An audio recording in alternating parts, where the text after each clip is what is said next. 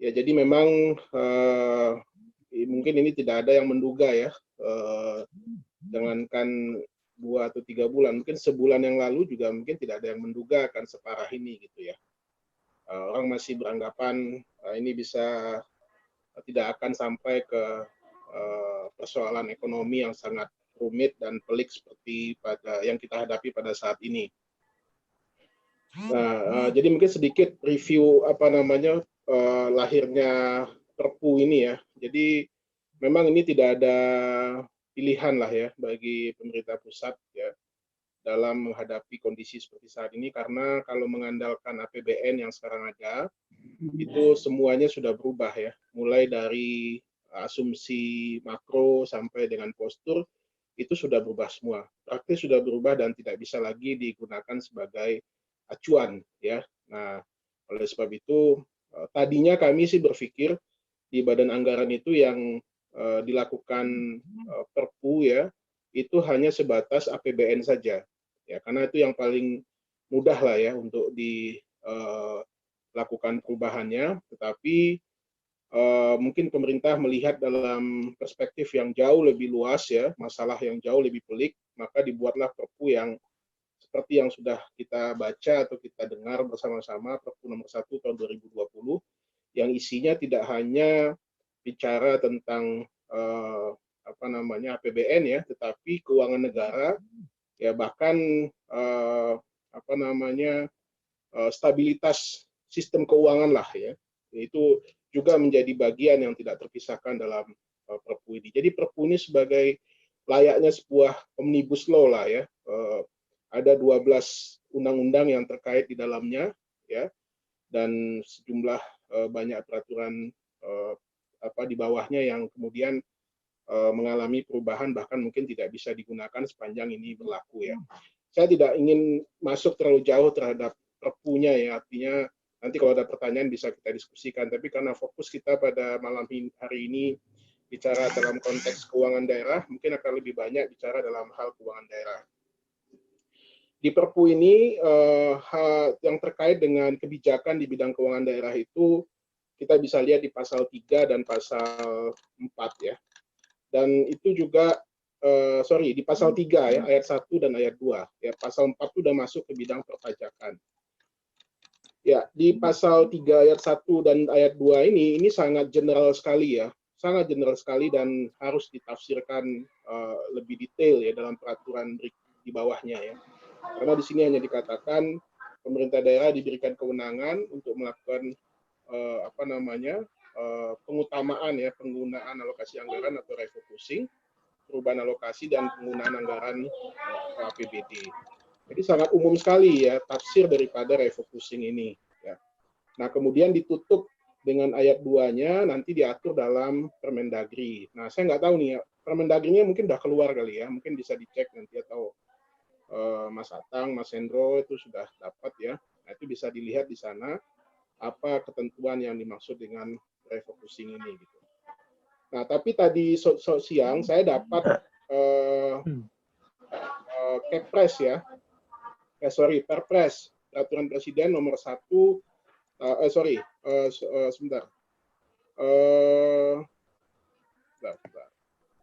itu Perpres nomor 1 ya, tahun 2020 ya, itu yang mengatur tentang komposisi APBN. Ya, jadi memang ini agak aneh nih ya. Bukan Perpres nomor 1 ya, Perpres nomor 54 tahun 2020 tentang APBN 2020. Jadi APBN sendiri itu dirubah dengan menggunakan Perpres ya. Padahal APBN itu undang-undang. Ya, dalam undang-undang dasar itu dinyatakan APBN itu dalam bentuk undang-undang gitu loh. Nah, tapi di sini karena APBN-nya sudah masuk menjadi bagian Perpu, maka pergeseran belanja dalam APBN itu diatur dalam Perpres ya. Maka lahirlah Perpres nomor 54 ini. Nah, di sini memang kelihatan terjadi pergeseran ya. Secara umum dulu ya, nanti kita masuk ke aspek keuangan daerahnya ya. Yang pertama, transfer ke daerah itu berkurang. Ya, tahun 2020 ya, tadinya ya awalnya itu alokasi anggaran untuk transfer daerah itu sekitar 784 triliun ya, ditambah dengan dana desa ya, itu mungkin sekitar dana desa 70 triliun ya ada ya kemarin ya 2020 ya. Jadi hampir lebih lah 800 triliun ya. Sekarang ini ya transfer daerah saja itu sekitar 691 triliun. Jadi artinya ada pengurangan ya, ada pengurangan yang cukup menurut saya cukup signifikan ya, lebih sekitar 90 triliun ini ya nilai pengurangannya ya, dari semula ya 784 kemudian menjadi 691. Dan semua instrumen transfer daerah mulai dari dana perimbangan ya, dana transfer umum, alokasi umum, dana transfer khusus itu juga mengalami perubahan, artinya perubahan itu berkurang ya. Nah, tentu implikasinya atau konsekuensinya terhadap transfer daerah ya, atau terhadap yang akan diterima daerah nantinya itu pasti akan sangat signifikan berkurangnya ya. Nah, ini mungkin nanti bisa dicek nanti ke daerah masing-masing yang menerima transfer daerah ya, seberapa persen pengurangan daripada dana transfer daerah ini ya.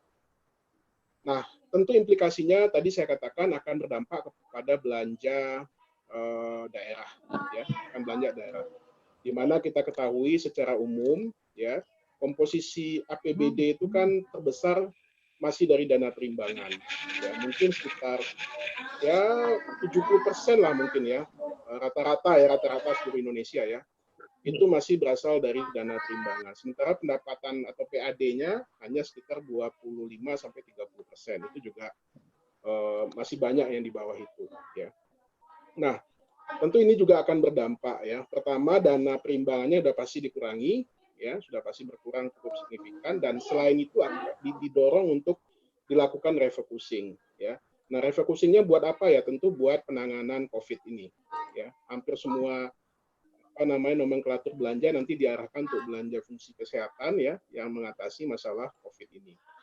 Nah, yang kedua, pendapatan asli daerah. Nah, pendapatan asli daerah ini kan sumbernya kan juga terukur lah gitu ya. Daerah-daerah ini dari mana saja dia bisa mendapatkan pendapatan asli daerah ini ya. Yang pertama tentu dari pajak daerah ya, retribusi daerah ya, hasil pengelolaan kekayaan daerah ya, dan lain sebagainya. Dan nilainya dari APBD kan juga kecil ya, 30-40%. Nah, kita tahu semua sumber pendapatan daerah ini juga sedang bermasalah hari ini kan. Ya, kalau yang dapatnya dari pajak restoran, hotel restoran misalkan, nah ini hotel restoran saja udah banyak yang kembang kempis juga hari ini ya, banyak yang udah mau tutup juga gitu. Kalau yang dapatnya dari retribusi daerah juga sekarang semuanya dengan social distancing ini orang tidak boleh keluar, tidak boleh ada aktivitas dan lain sebagainya, tentu juga akan berpengaruh terhadap pendapatan daerah.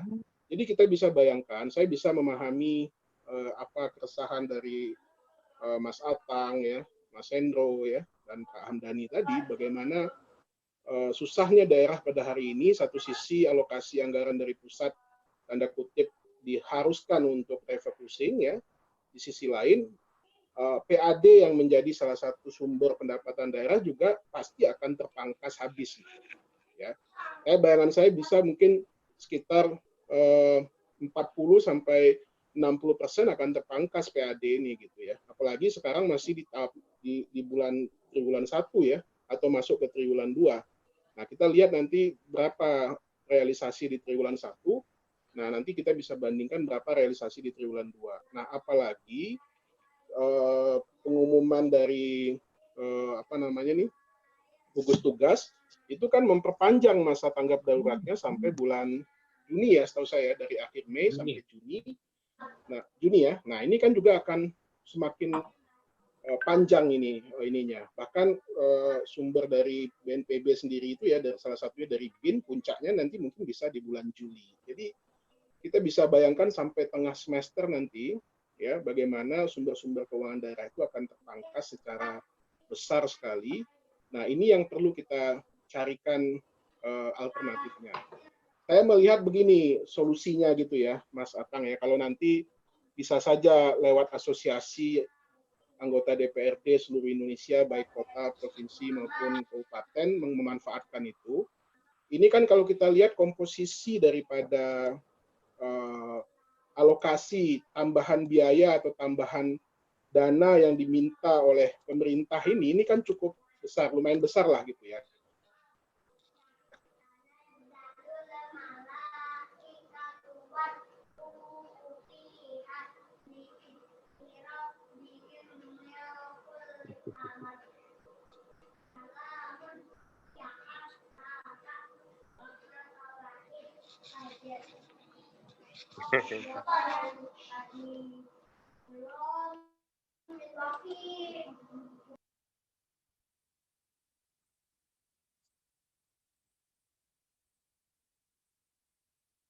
Halo?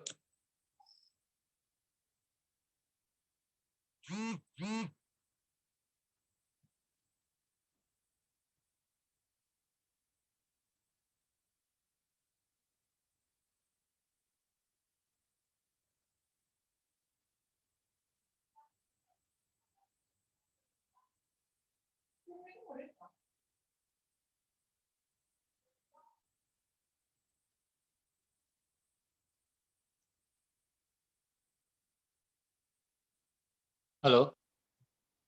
Halo. Ya. Berhenti. Kenapa putus? Lanjut. Nggak tahu. Saya aja ya, atau yang lain juga? Waduh, ini kayaknya ada masalah di sini nih. Ada sabotase nih, jangan-jangan ini. Sudah diawasi kita ternyata. Sabotase corona. Menyinggung dana pemerintah pusat ya. Nah, jadi saya lanjutin ya.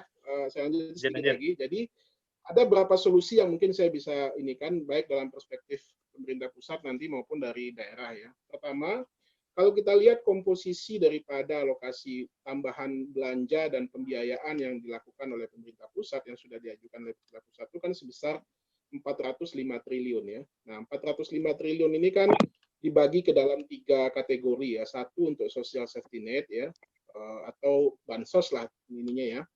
Yang kedua untuk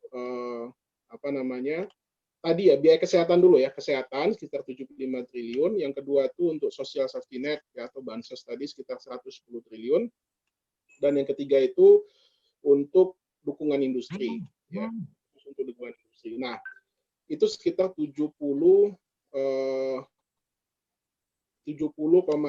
triliun ya. Dan satu lagi itu biaya pemulihan. Ya, biaya pemulihan ekonomi ini sebesar 150 triliun. Jadi totalnya kurang lebih sekitar 405 triliun. Nah, saya mengusulkan ya kalau teman-teman nanti bisa ya. Pertama, dana kesehatan dan social safety ini oke lah, nggak usah diotak-atik. Itu sudah untuk sisi kemanusiaan dan juga untuk membantu orang yang terkena dampak yang terpapar. Ya. Untuk kesehatan kita tahu lah ini pasti akan digunakan untuk belanja penanganan kesehatannya ya, ada insentif buat tenaga medis ya, itu udah nggak bisa diganggu lah, itu udah given lah ya, itu nggak usah diotak-atik karena itu juga nanti daerah juga dapat ininya. Nah, yang kedua itu sama ya, untuk social safety net juga begitu, ini untuk bansos ya seluruh Indonesia, dan ini saya pikir juga tidak kita ganggu ya. Kenapa? Karena ini sudah juga untuk kepentingan masyarakat ya.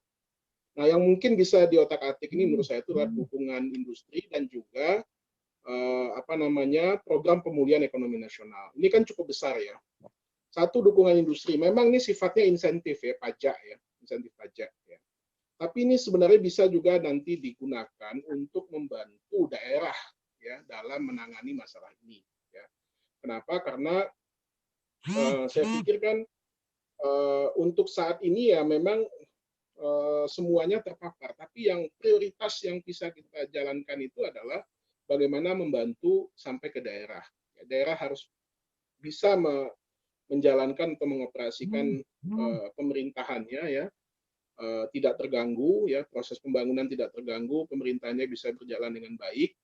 Nah, ini mungkin bisa diambil dari diambil dari dana dukungan industri ini maupun yang sifatnya tadi ya, mendukung program pemulihan ekonomi nasional tadi. Itu dipending dulu lah gitu ya, sehingga nanti fokusnya bisa digunakan untuk daerah lah ya, untuk daerah. Apakah nanti skemanya itu ditransfer daerahnya ditambahkan ya, atau ada insentif khusus nanti untuk daerah ya, bagaimana supaya minimal pemerintahan daerah ini tidak terganggu atau tidak lockdown lah gitu ya, atau shutdown lah istilahnya gitu ya. Kalau pemerintah daerahnya shutdown, nah tentu dia sulit ya untuk bisa, jangankan nanti untuk mendapatkan PAD, dia mengoperasionalkan pemerintahan daerah saja. Nah ini tentu juga sulit gitu. Jadi ini juga menjadi PR lah sebenarnya, yang bisa juga harus menjadi pertimbangan ya bagi teman-teman semuanya. Ini kita ingat, ini baru di triwulan kedua ya, ininya juga masih panjang. Nah tentu nafas daerah ya dalam membiayai proses pembangunan di daerahnya perlu mendapat perhatian yang lebih dalam. Nah kalau dilihat dari ini, memang awalnya sih di Banggar tuh kita mengajukan sampai 600 triliun ya. Cuma nggak tahu ya, pemerintah pusat mungkin punya hitungan tersendiri, sehingga ini dialokasikan sebanyak 405 triliun. Jadi yang benar-benar real untuk kebutuhan dana kesehatan dan social safety net ini ya sebenarnya tidak sampai 200 triliun ya. 75 triliun di kesehatan, social safety net-nya 110 triliun. Nah, atau juga mungkin bisa ada sumber-sumber pendapatan lain yang bisa dipakai ya. Misalkan di daerah apakah ada SAL ya, sisa anggaran lebih, atau SILPA yang masih tersimpan. Nah, itu ya kalau menurut saya sih bisa dipakai atau bisa digunakan selama itu nanti bisa dipertanggungjawabkan.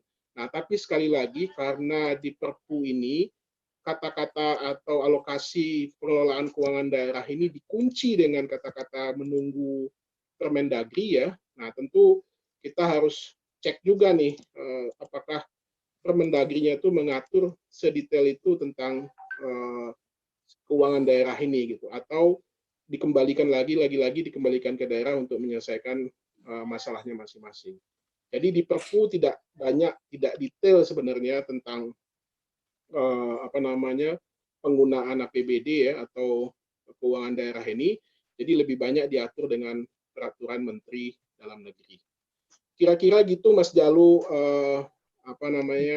ya pengantar lah ya. Mudah-mudahan kita bisa diskusikan dan ada solusi-solusi yang bisa kita sampaikan untuk teman-teman ini nantinya. Terima kasih. Ya, jadi menarik tadi ya, ada beberapa dana yang memang sudah diplot seperti dana bantuan sosial ya. Itu yang sebetulnya sih bukan tidak bisa diotak-atik, Bang Handi ya, tapi memang perlu dikawal karena misal kasus di Bandung ini ada beberapa oknum juga dari anggota legislatif yang hobinya tuh mengumpulkan ini surat keterangan miskin. Jadi ada calo SKM, surat keterangan miskin. Nah, ini perlu dikawal. Jadi menurut saya memang kita hati-hati meskipun besarannya tidak diutak-atik, tidak dikurangi, tapi memang pengawalannya ya, jadi supaya memang tepat sasaran dan tidak kemudian jadi pancakan beberapa oknum gitu ya, yang memperjualbelikan SKM supaya dapat bantuan.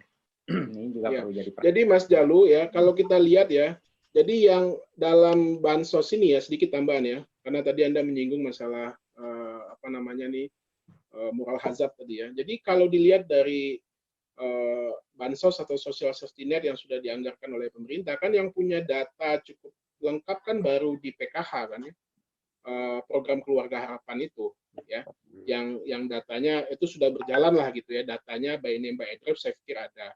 Tapi kalau yang lain ya mungkin ini masih ada masalah dengan data gitu ya.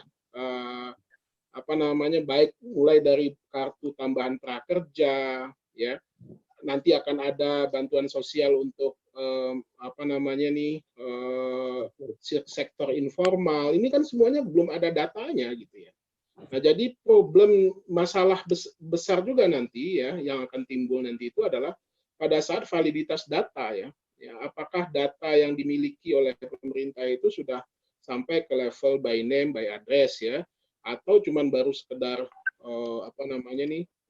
tumpukan data saja gitu ya, yang belum diolah gitu.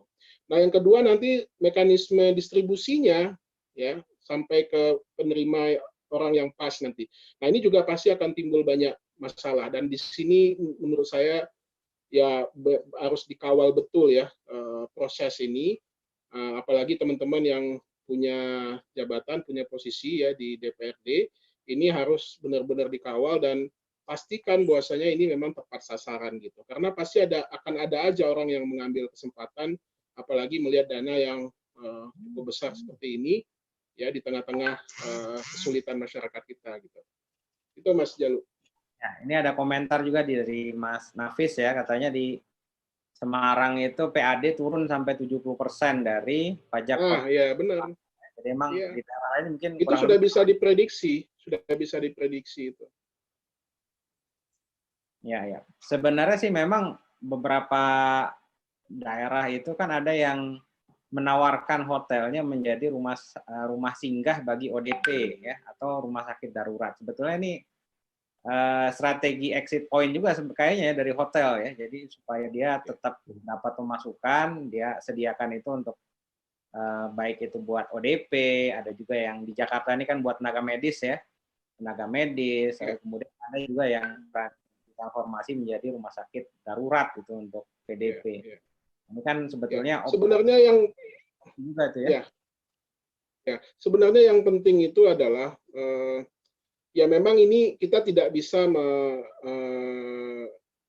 menghitung lah ya sampai kapan. Cuman kan minimal itu dengan perhitungan ya, dengan sistem atau dengan alat yang dimiliki oleh pemerintah ini seharusnya bisa kita berhitung ini mau sampai kapan gitu.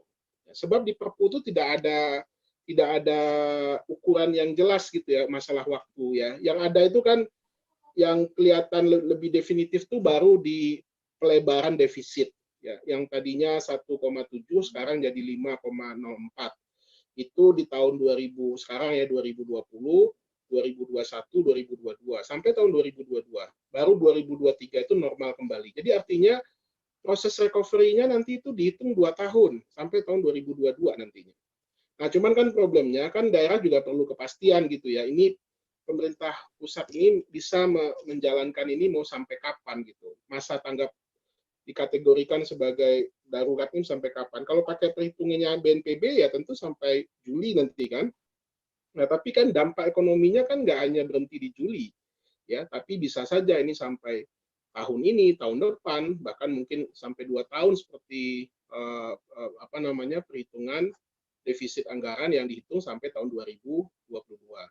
Nah, ini yang harus menurut saya DPRD dan juga pemerintah provinsi juga harus mulai berhitung ya, pasti dampaknya akan dalam 1 atau 2 tahun ini juga akan sangat terasa, dan industri-industri itu akan pulih juga mungkin juga butuh waktu gitu ya sampai kemudian ini benar-benar stabil kembali. Jadi kalau menurut saya DPRD atau teman-teman di DPRD maupun provinsi juga mulai harus memproyeksikan dampaknya ini bisa sampai 1 sampai 2 tahun ke depan, sebab pemulihan ekonominya kan nggak cepat gitu ya. Jadi semua daerah lah, baik daerah yang kaya dengan bahan tambang, yang kaya dengan hasil hutan, yang kaya dengan daerah wisata, yang kaya dengan sumber daya alam lainnya, pasti akan berdampak cukup panjang nih gitu. Nah, tinggal sekarang daya tahan daerah dalam mengelola keuangannya ini seperti apa, dan juga strategi pemerintah pusat juga seperti apa.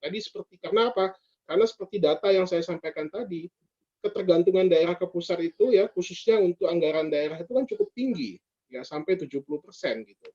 Nah, kalau ini juga akan di stop atau akan terpangkas sampai 30-40% ya, pasti juga akan sangat kesulitan daerah, apalagi PAD daerah juga sangat ini sekali gitu ya. Mas Andi. Itu Mas Jalu.